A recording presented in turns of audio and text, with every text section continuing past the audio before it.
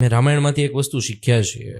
એ વસ્તુ એવી છે કે હનુમાન દાદા પાસે અનેક મોટો પ્રતાપ હતો. એ ગમે ત્યારે ગમે ત્યાં કોઈ પણ જગ્યાએ જઈ શકતા. એમની પાસે બહુ વધારે બળ હતું. એવું કહેવાય કે ભગવાન રામ પાસે જો હનુમાન ના હોત તો લંકા સુધી પહોંચી પણ ના શકાત.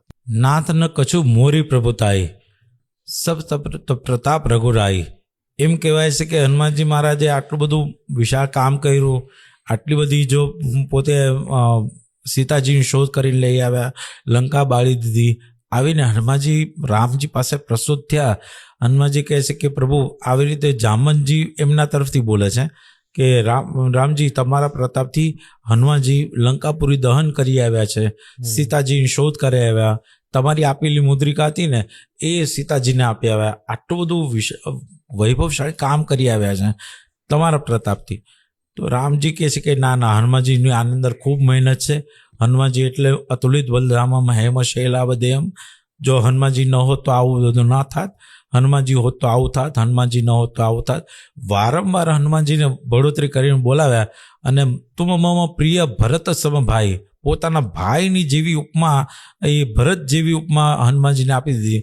અને અસ કહી પ્રભુ અંગ લગાવવા, અને એવી રીતે કરીને હનુમાનજીને પોતે ગળે લગાડી દીધા અને પીઠ થાબડી.